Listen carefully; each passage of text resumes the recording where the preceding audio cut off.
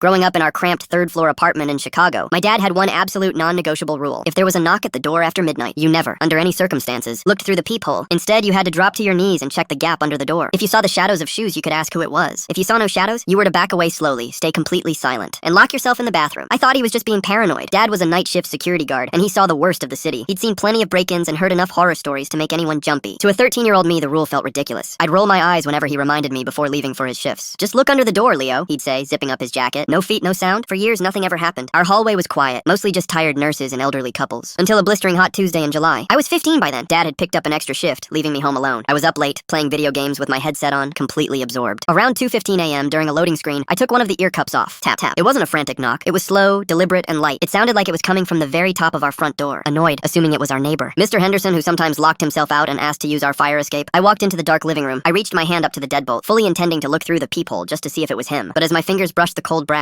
Dad's voice echoed in my head. No feet, no sound. Sighing, I dropped to my hands and knees and pressed my cheek against the cheap linoleum floor. The fluorescent light from the hallway spilled underneath the door in a solid, unbroken yellow rectangle. There were no shadows, no shoes. No one was standing outside the door. I started to stand back up, thinking maybe it was just the building settling or wind rattling the frame, when it happened again. Tap, tap. Right at eye level. Exactly where the peephole was. My blood ran ice cold. If nobody was standing there, how could someone be knocking? I didn't make a sound. I slowly army crawled backward into the hallway, pulling my phone from my pocket. I texted my dad. Someone is knocking. No feet. Calling 911. I locked myself in the windowless bathroom, sitting in the bathtub with a baseball bat, holding my breath for what felt like hours. In reality, it was about 12 minutes before I heard the muffled shouts of police, officers in the hallway, followed by a violent scuffle. When my dad rushed through the front door a half hour later, looking pale and terrified, the police were still outside taking photos of our doorframe. One of the officers pulled my dad aside, but I was close enough to hear. Your kid did exactly the right thing, the cop said quietly. The guy we arrested was wanted for 4 home invasions in the area. He's tall, about 6'3". He doesn't stand in front of the door. I peeked out into the hallway. The officer pointed to the opposite walls of the narrow corridor, right outside our door. He wedges his boots against the left wall and his back against the right wall, suspending himself in the air directly above the doorframe, the cop explained. He taps on the wood to get the person inside to look through the peephole. The moment he hears the little metal cover scrape or sees the light shift, he swings down with a crowbar. They never see him coming because they're looking straight ahead. I looked at my dad, my knees suddenly shaking. He didn't say a word. He just walked over and pulled me into the tightest hug of my life. I never questioned his rules again.